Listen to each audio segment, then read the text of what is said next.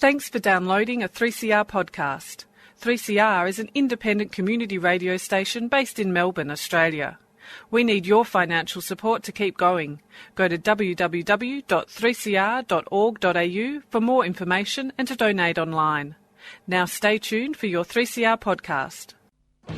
Evil minds that plot destruction, sorcerer of death's construction, in the fields of bodies burning, as the war machine keeps turning, death and hatred to mankind, poisoning their brainwashed mind. Welcome to the Anarchist World This Week, broadcast across Australia on the National Community Radio Satellite. Listen to the Anarchist World This Week, Australia's sacred cow slaughterhouse. Listen to analysis of local, national, international events. Listen to analysis you'll never hear anywhere else.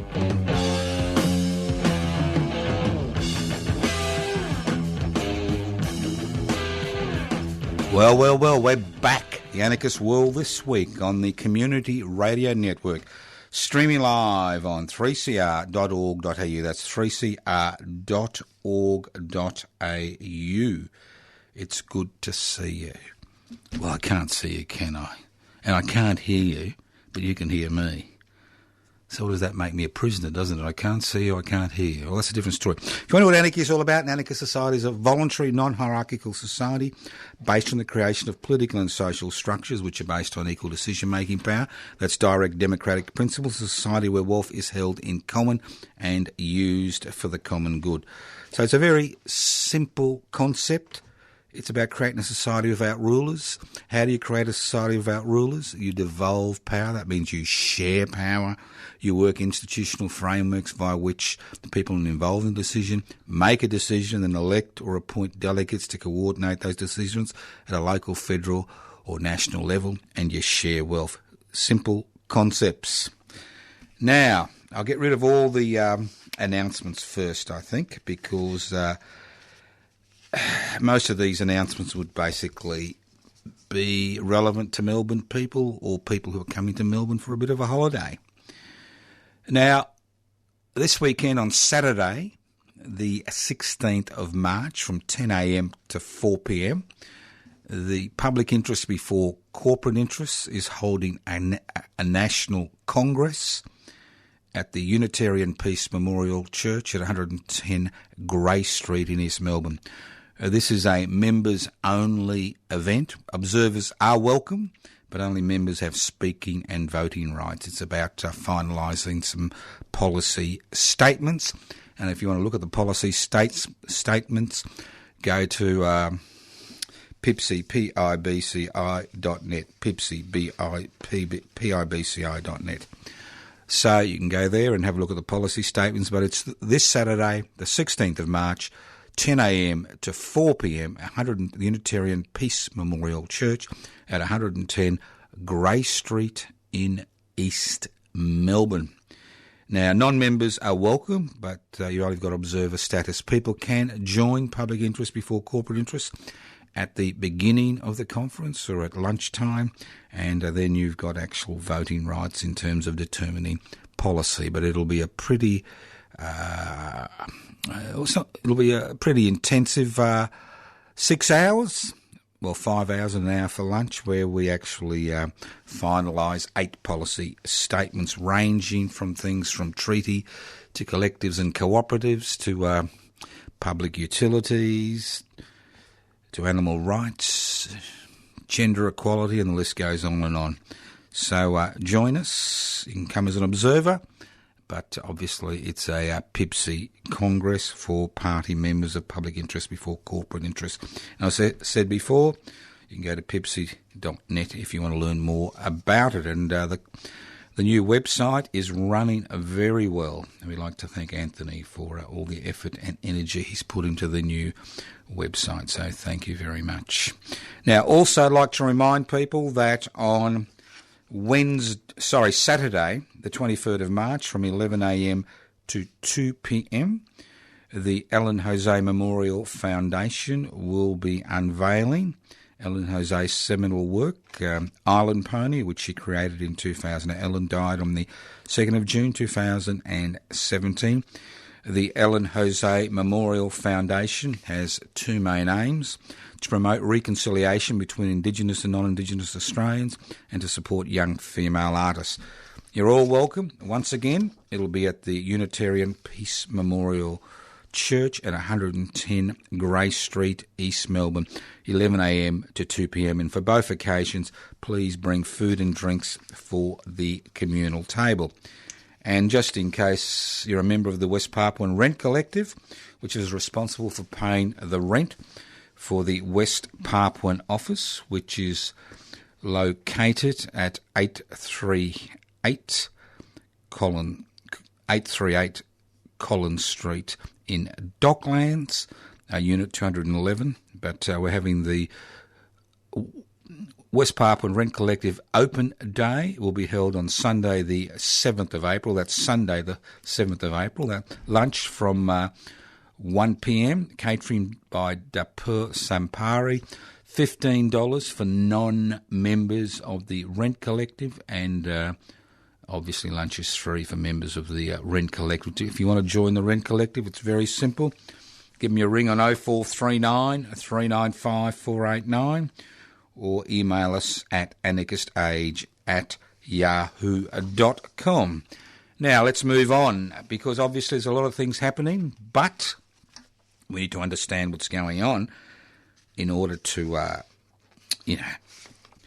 be able to actually participate in life, because a lot of times everything seems to be confusing and all too difficult, and we hear people using words like complex. It's complex, it's complex. Well, it ain't complex.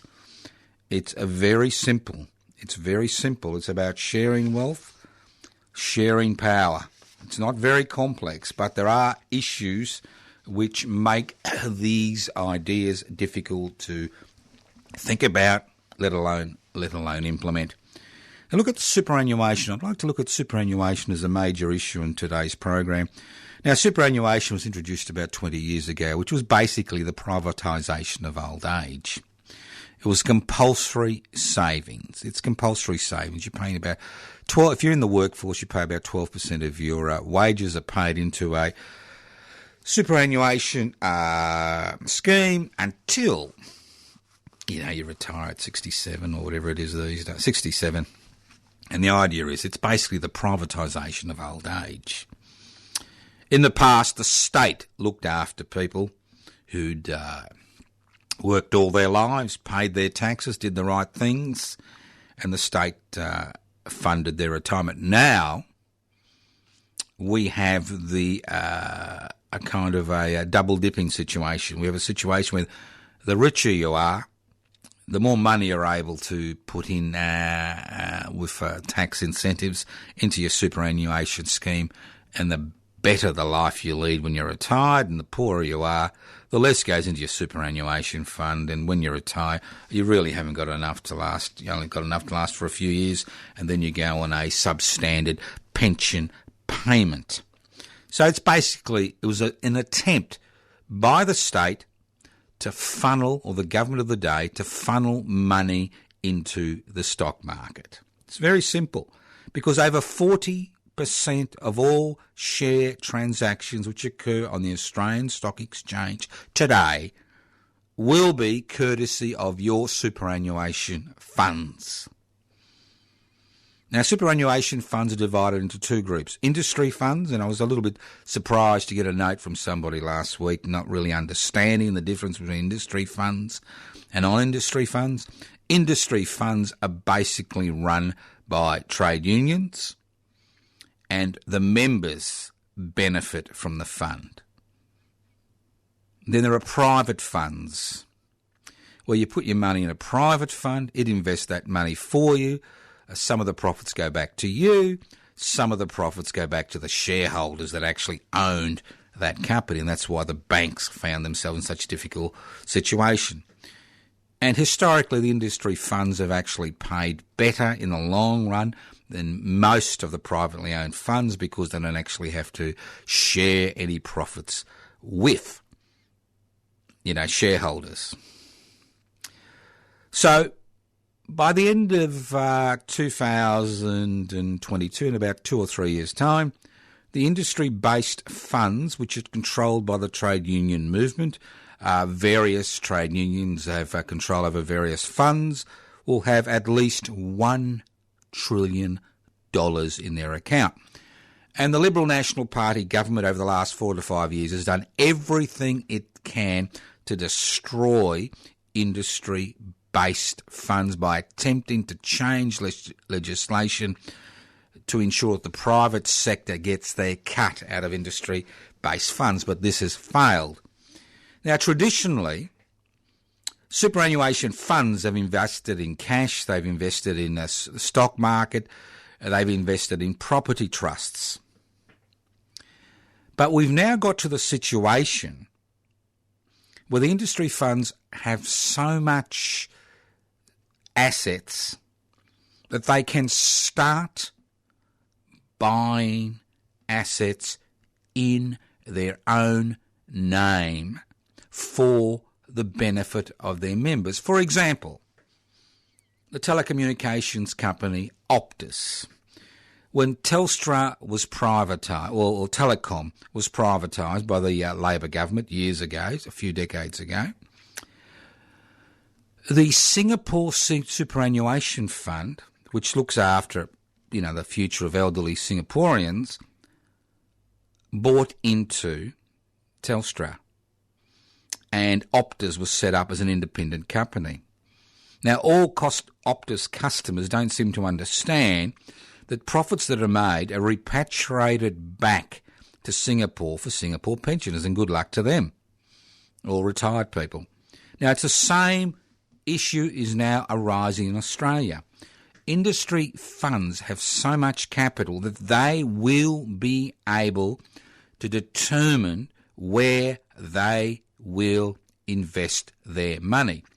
So instead of buying shares on the Australian Stock Exchange and seeing that money go to CEOs and executives and other shareholders, these industries funds are now in the position of actually buying assets for the benefits of their members. Now, this has profound implications for publicly listed companies.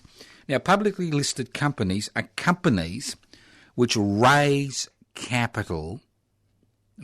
money via the Australian Stock Exchange by issuing shares in their company. And investors, not only may make a profit if the value of the company goes up and the value of the shares go up, they receive a dividend usually every year if the company's making some type of profit. So this is the situation. So initially, 25 years ago, all this money poured into the Australian Stock Exchange. 40% of every transaction which occurs today will be courtesy of an industry-based fund, industry-based superannuation fund, or a privately owned superannuation fund. Now, if they start to buy assets in their own name, they can actually direct the economic future of the country. Because why would you buy into a company which is into coal? Why would you buy into a company whose major asset is tobacco sales? Why would you buy into a company that pays minimum wages to their workers if you're an industry-based fund? So obviously, the economic direction of the community of Australians and the returns for their old age will not be determined by unstable, privately owned market forces who are only interested in creating profits for their major shareholders, irrespective of the human, social and environmental and national costs. So a superannuation fund is more likely, an industry-based superannuation fund is more likely to invest in ethical investments which directly benefit, not exploit their members. So we are on the cusp of a revolution, of a financial revolution in this country, where we will see industry-based super funds buy assets, outrightly buy assets, and starve the publicly listed companies, the Australian Stock Exchange of Capital. So we will see these industry-based funds actually compete in the marketplace with what are called private equity funds, which are private companies which normally buy companies, strip them of their assets, and then move on and buy another company and actually have create profits for their owners. So it's an interesting situation because ultimately the type of society we have, how we function, how wealth is created, how wealth is shared, is ultimately dependent in a capitalist society. And I'm talking about a capitalist society, which is the society we live in, who's got the cash and how that cash is invested. So we can now see huge efforts being made by the Australian Stock Exchange and publicly listed companies to influence politicians to ensure that industry-based funds will be refused the right to acquire assets in their own name for their members' interests. And that's what's been over the last 5 years. What we have seen is this constant battle to change the structure and the boards of industry-based funds, which are trade union funds, into privately owned corporations. Listen to the Anarchist World this week, broadcast across Australia via the Community Radio Network. Now, Brexit. I haven't mentioned Brexit on this program. I'm not going to mention it, but you've got to hand it to the British. The British political class. You've got to hand them the Gold Cup, the first prize, the Olympic medal for arrogance. Here they are. Their people have decided to leave the European Union. Well and good. Now, the political class wants to leave on their own terms. And they're getting themselves in a huge knot about leaving in their own terms. Now, obviously, there are consequences to every decision you make. I make a decision. If I make a decision to walk in front of a truck, there are consequences. If they as a country have made a decision to leave the European Union, and that's their business, I don't care one way or another, you just leave. You don't fart around trying to have your cake and eat it. That's about all I can say about this so-called debate regarding Brexit, and the British United Kingdom leaving the the European Union. There are costs. There are consequences. If you want to have your sovereign borders, you want to determine your own sovereign policies, well, obviously you can't expect other people to actually bend over backwards, to give you 100% of the divorce settlement. You're listening to the Anarchist World this week, broadcast across Australia via the Community Radio Network. The New South Wales election. The New South Wales election. Well. How extraordinary. How extraordinary. Here is a government which claims it has the lowest unemployment rate in Australia, 3.9%, which, like the Andrews-led Labor government in Victoria, has been involved in a construction binge, fighting for its political future. And you know why it's been fighting for its political future? Because Mr. Alan Jones, shock extraordinaire, for once in his life was pulled up by a political leader. To his horror, to Alan Jones' horror, Michael Daly, the Labor Party opposition leader, said enough is enough and stood up to this bully and his other shock jock mates in New South Wales who have determined policy and governments for decades who think they are the kingmakers, who are behind the plot to successfully oust Malcolm Turnbull as Prime Minister, who think they are the de facto government of the day, have been slapped in the face. And the people of New South Wales are standing up and saying, it's about time. It's about time that somebody grew a vertebral column, grew a spine in New South Wales, that one member of the political class was willing to stand up to these bullies who somehow believe, like the Herald Sun believes in Victoria, and as the Brisbane Courier Mail believes in Queensland, and as the Adelaide Advertiser believes in South Australia, and the list goes on, that they are the kingmakers. Well, they are not the kingmakers. Ultimate political authority in a democracy rests in the hands of the people.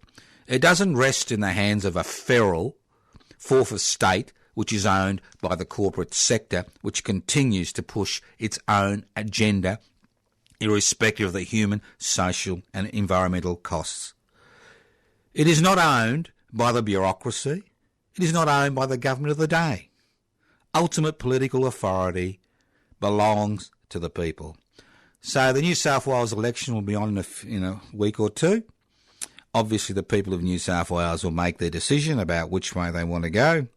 But it's good to see that for once in the history of New South Wales, that the New South Wales a few New South Wales politicians has realised that people have had enough of these unelected, self-appointed people who believe and think that they are the only one who have the right to determine policy.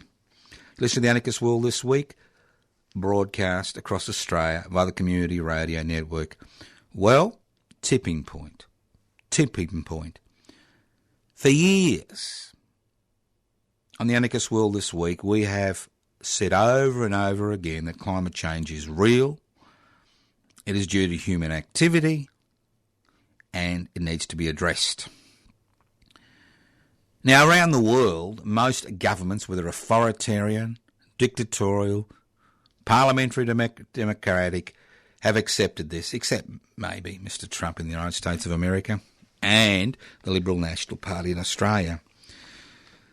But it seems as the overwhelming evidence has finally gotten through to people who exercise power in this country.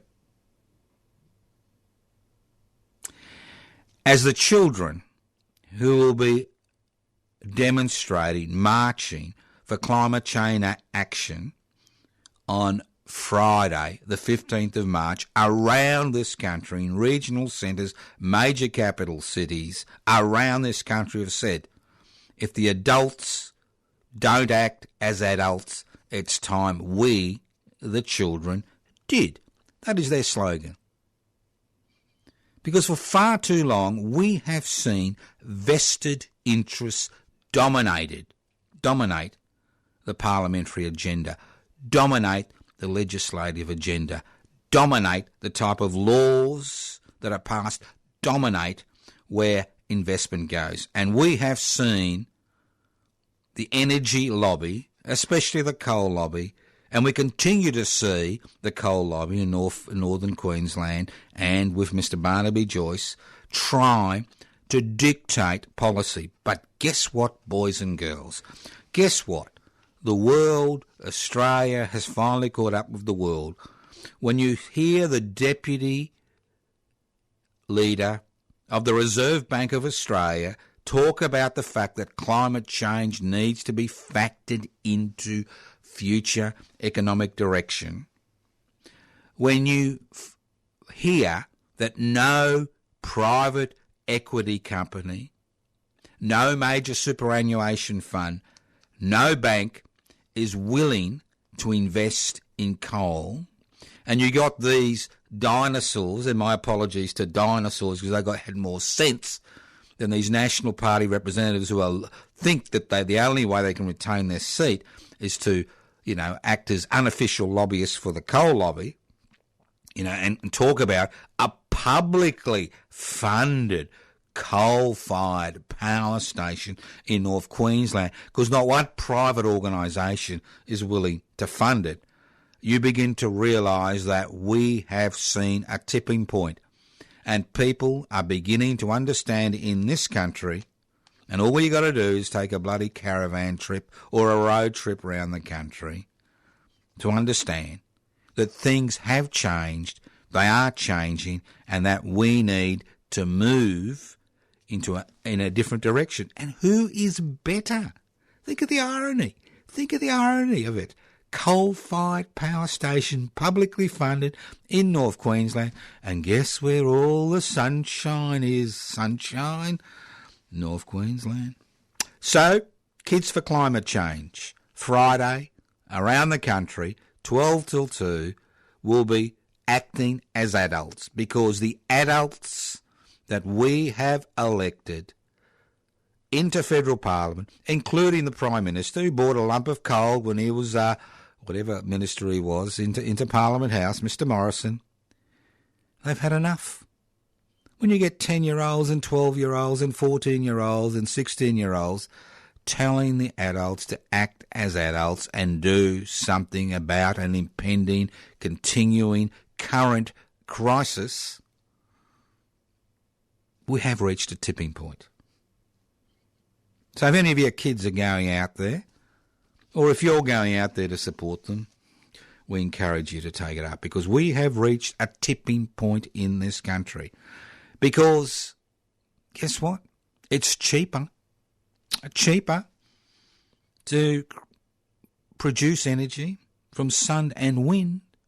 And I remember I was involved in demonstrations in late 1970s regarding solar and wind power as alternative energy forms. So, Australia, welcome to the 21st century. You're listening to the Anarchist World This Week, broadcast across Australia via the Community Radio Network. This program is streaming live on 3cr.org.au. That's 3cr.org.au. The program is podcast. You can access the podcast by going to 3cr.org.au. My name's Joseph Toscano. I'm hosting this week's edition of the Anarchist World This Week. The Anarchist World This Week has been broadcast for over 40 years. This is the 42nd year we've been broadcasting the Anarchist World This Week in various forms. And all I can say is little has changed. Technology has changed. We've got mobile phones, the World Wide Web, trolls, you name it. But in terms of the debate regarding policy agenda, legislative agenda, liberalisation, not of the economy, liberalisation, well, it ain't changed. The same dinosaurs, the same self-appointed raconteurs think that they and they alone have the authority, the intelligence and the power to determine legislation in this country. And if you think that small section of society that owns the means of production, distribution, exchange and communications hold on this country and around the world has been diluted, think again. During the last 40 years, we have been involved in a revolution, not of our own making, a revolution which has been spearheaded by a political class working exclusively for that small section of society that owns the means of production, distribution, exchange and communication. And through privatisation, corporatisation, globalisation and deregulation, they have turned the country, the marketplace and people's position and ideological leanings on their heads. For far too long we have been talking about aspirational Australians. And what is aspirational Australians code for? aspirational Australians is code for people who are willing to use the legislative loopholes that have been created in the society to enrich themselves at the expense of you and me and the rest of the community. Because over the last 40 years, we have seen a profound shift in the way wealth is created and distributed. A profound shift. 40 years ago, 30 cents of every dollar which was created as a result of investment went back to the investor, and 70 cents went back to the people who created that wealth, the workers. In 2019, 30% of the profit that is made in any endeavour goes to the workers, and 70% goes back to the investors. And no wonder there is no wage growth in this country. Last year, between February and June, $22 billion in dividends was paid to shareholders, as well as another $4 billion was given as a gift through franking credits to shareholders, courtesy of government policy. This year, shareholder dividends have increased by approximately 28%. Over $30 billion in dividends, plus around $6 billion of Australian taxpayers' funds will be, through franking credits, will be awarded to investors, while what the average wage growth in this country has been over the last 12 months, 2.3%. So what that means is that those who create the wealth, those whose blood, sweat and tears is needed to create the wealth, I could throw $1 million on a bloody table and it'll sit there and do nothing. Nothing. It's when that $1 million is distributed and people work that wealth is created in a capitalist society. Isn't it extraordinary that we find ourselves in this situation?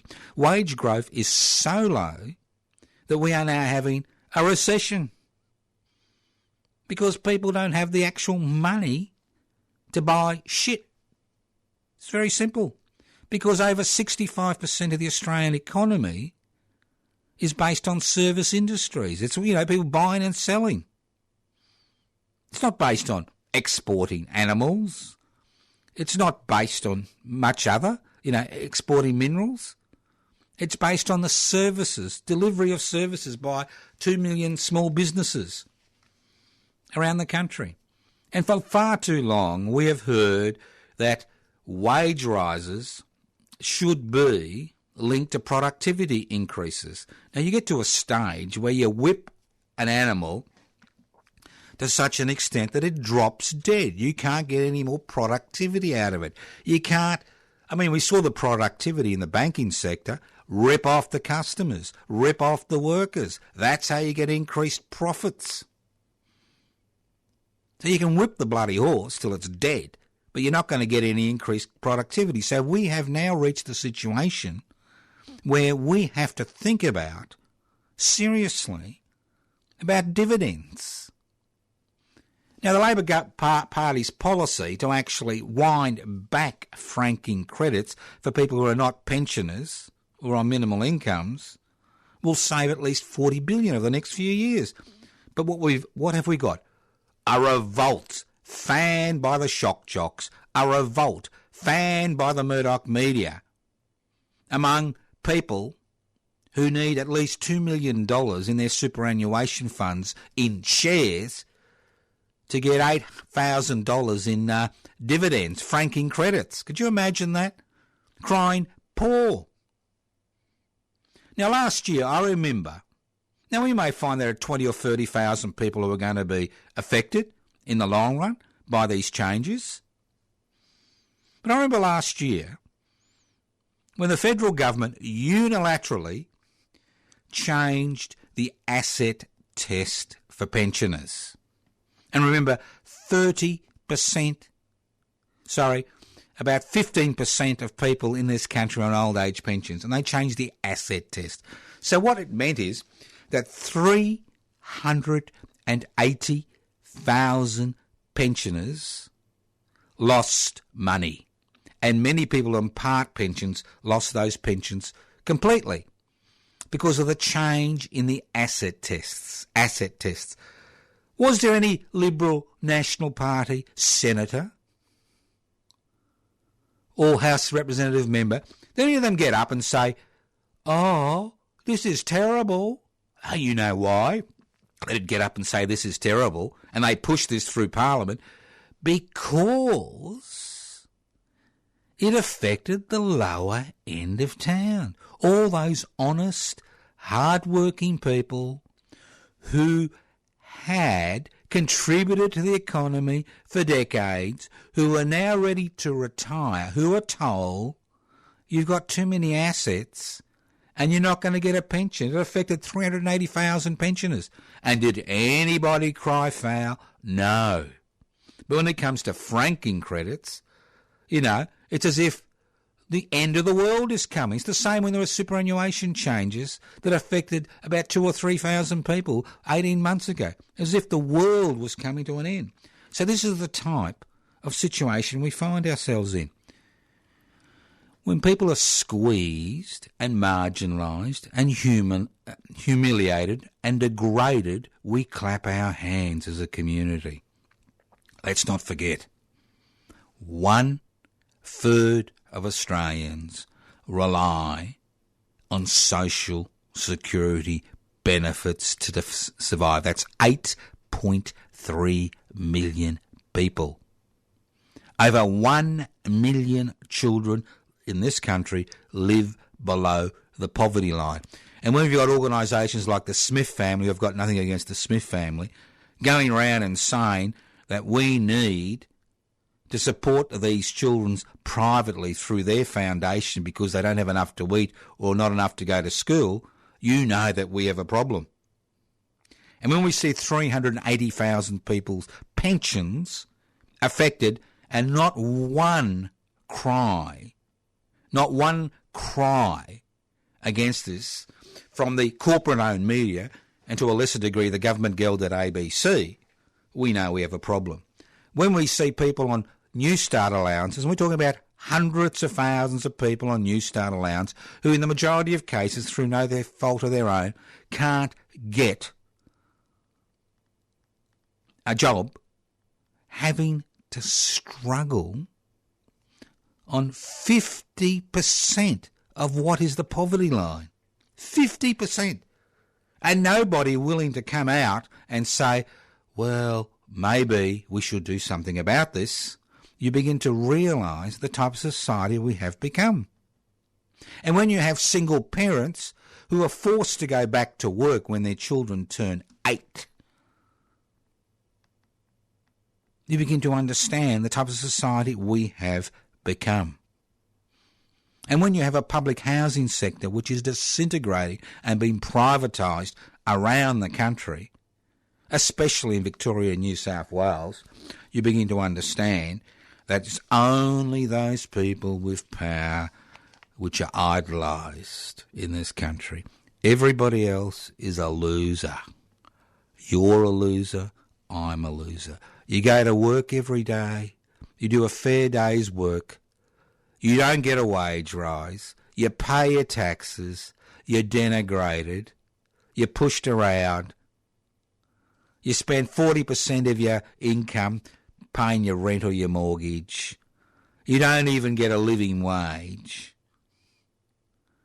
And somehow you're supposed to be happy.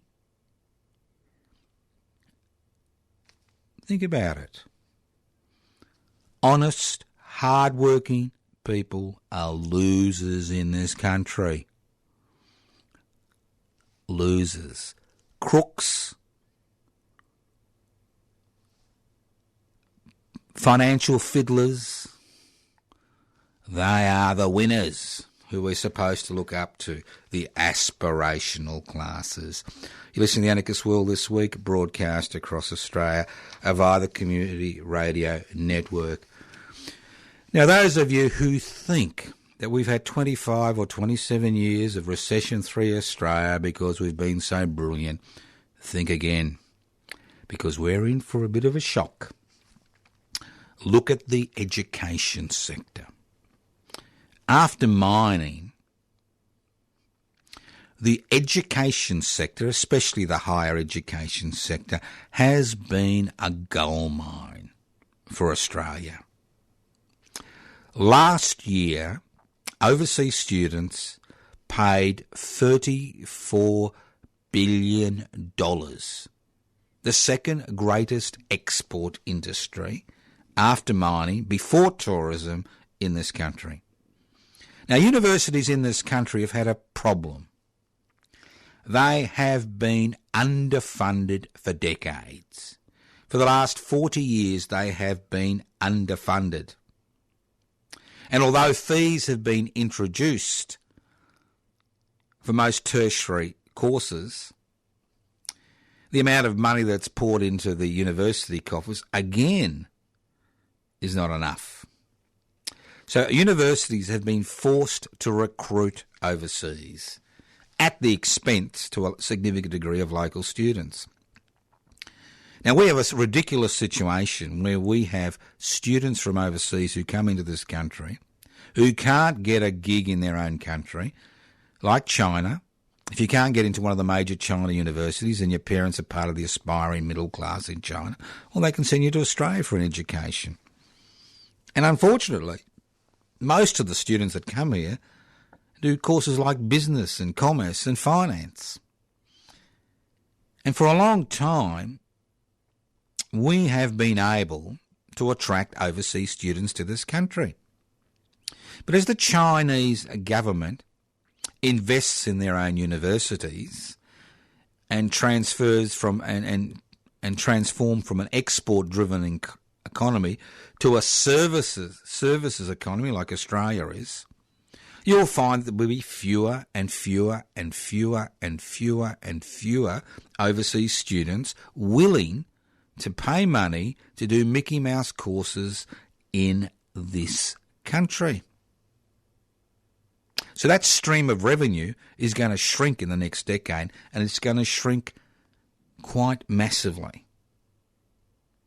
Now, as far as mining is concerned, well, obviously, as coal is phased out, that export, which I think coal is the actual, iron ore or coal is the most important mineral export, that will be phased out.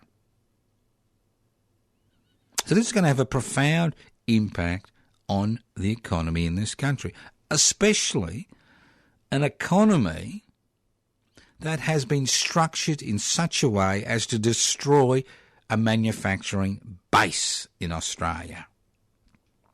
Because we've been quite happy to export jobs overseas, whether it's a call centre, whether it's a car factory, in order to have a few more cheap stuff to buy. So the chickens are coming home to roost. They're coming home to roost as far as this country is concerned. They're coming home to roost in many directions, financially and commercially. And what we've seen over the last few years is the fact that this deregulation, privatisation, globalisation, corporatisation revolution is crap. It is not fit for human consumption. Not fit for human consumption. I'll give you an example. Now, Mr. Shorten and the ALP opposition understand that things have to change. And they talk about a living wage. Well, at the Anarchist Institute and the Public Interest Before Corporate Interest, we talk about a universal living wage. So what's the difference between a living wage and a universal living wage? A living wage ensures that people don't work for a pittance and don't actually have enough money at the end of the week to pay for their day-to-day expenses. That's what a living wage is. That is the concept of a living wage. The fact that those dividends that go to shareholders should be shared by workers. That's what a living wage is. A universal living wage is a much more radical concept. It incorporates the 8.3 million Australians who are relying on social security benefits to survive, who are under the poverty line. Who are under the poverty line. It's about ensuring that everybody, irrespective of whether they work or don't, has a living wage. Because, like the plebeians in Rome over 2,000 years ago found out that as the number of slaves which were brought into Rome grew, their services were no longer needed.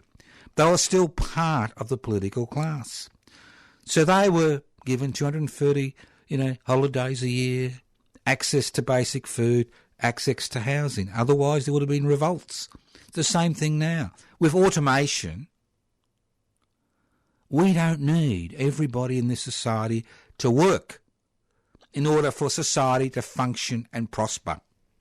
So what do you do with people who can't access a wage? Is the wage the only way via which people can live comfortably?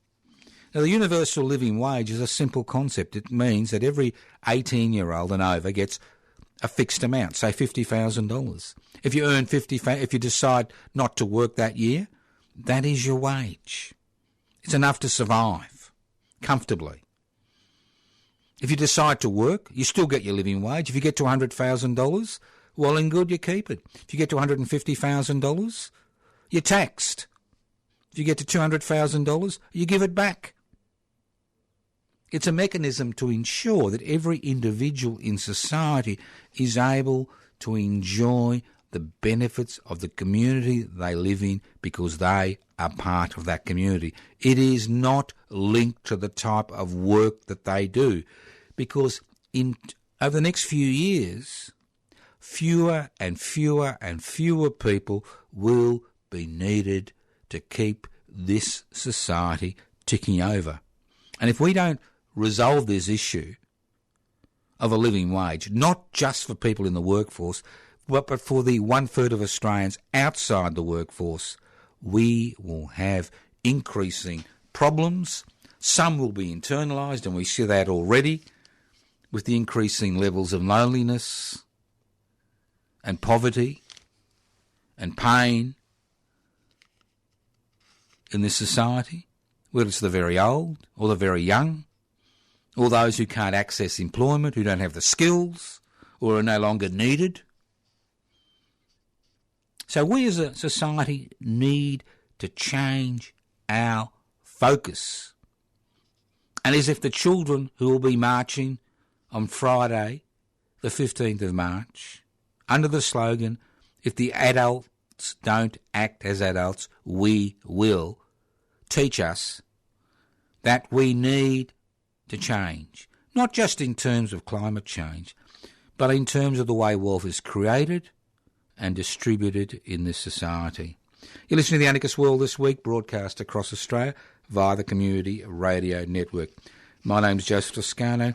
I'm hosting today's Anarchist World This Week. Now, if you think that the Liberal National Party has changed its spots, if you think it'll be our saviour, if you think more of the same is what is needed, more corporatisation, more globalisation, more privatisation, and more deregulation, well then, you go ahead. But the Liberal Party and the National Party is no longer the Liberal Party and the National Party. Poor old Bob Menzies and Black Jack McEwen would be rolling in their graves in 2019 if they saw the direction the Liberal National Party has taken. You only have to listen to Mr Barnaby Joyce, who still thinks he's the elected Deputy Prime Minister. I hate to tell you, Barnaby, what happened to the elected Prime Minister, Mr. Turnbull. And all you've got to look at is that et tu Brutus, Mr. Senator Cormann from West Australia. Now, poor old Julie Bishop, I'm feeling sorry for her.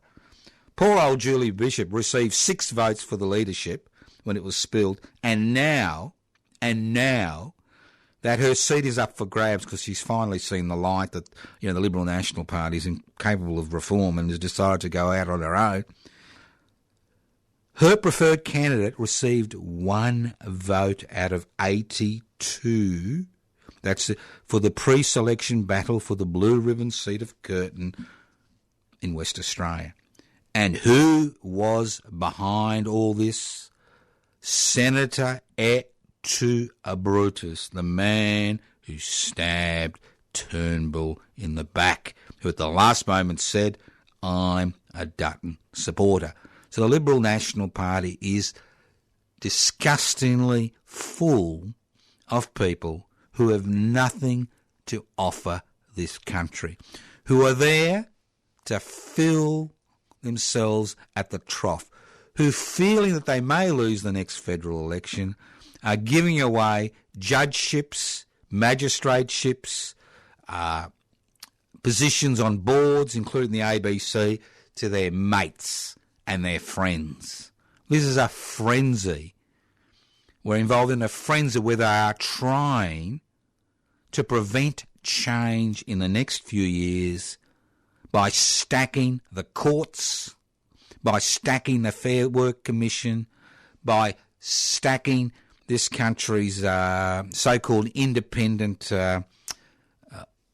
corporations like the Australian Broadcasting Corporations with their mealy-mouth supporters. They have no interest in the national economy. They have no interest in you. They have no interest whatsoever in anything which is positive anymore in this country. The sooner they're gone, the sooner we can start that march to create that egalitarian community that is required. Not that that is Labor Party policy. Labor Party policy is miles away from that. But at least we will be in a position to continue that struggle in the future. You're listening to The Anarchist World This Week, broadcast across Australia via the Community Radio Network. This program has been streaming live on 3cr.org.au. That's 3cr.org.au. The program is podcast. That's podcast. You can write to me at Post Office Box 20, Parkville 3052. Post Office Box 20, Parkville 3052. You can join public interest before corporate interest by going pipsy.net. You can go to our YouTube channel, Public Interest Before Corporate Interest. The Twitter stream, PIBCI_AU, PIBCI_AU. You can leave messages on 0439 395 489. 0439 395 489. That's right, 0439 395 489. You'll be listening to The Anarchist World This Week, courtesy of the Community Radio Network. You can go to anarchistmedia.org, anarchistmedia.org. That's right, anarchistmedia.org or pibci.net. Don't forget the Pipsy Congress this weekend in Melbourne, 100 Unitarian Peace Memorial Church, Grey Street, East Melbourne. That's Grey Street, East Melbourne. That's right, 110 Grey Street, East Melbourne. Join us, become a member on the day, 10 a.m. to 4 p.m. Thank you once again for listening to The Anarchist World This Week, courtesy of the Community Radio Network. This program has been streaming live on 3cr.org.au. That's 3cr.org.au. If you've missed some of the program, missed the gems, well, you can go to the podcast, 3cr.org.au. You can always write to me if you hate the internet, Post Office Box 20, Parkville 3052. You can leave pleasant messages on 0439 395 489. If you're tech savvy, you can go to the website anarchistmedia.org, pibci, pibci.net. You can go to my personal Facebook page, Toscano for the Public. That's Toscano for the Public. Twitter stream, Pibci, PIBCI _AU, or to the YouTube channel, Public Interest Before Corporate Interests. A new session every week. Thank you once again for listening to the Anarchist World This Week on your local community radio station, courtesy of the Community Radio Network. Evil minds that plot destruction, sorcerer of death's construction. An analysis you'll never hear anywhere else. Anarchist World This Week, Australia's sacred cow slaughterhouse. 10 a.m. every Wednesday. Listen to the Anarchist World This Week for an up-to-date analysis of local, national and international events. Poisoning their brainwashed minds. Oh, Lord, yeah.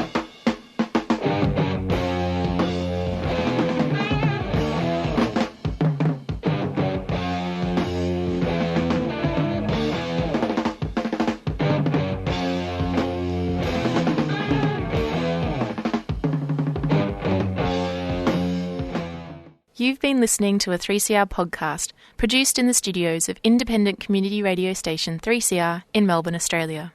For more information, go to allthews.3cr.org.au.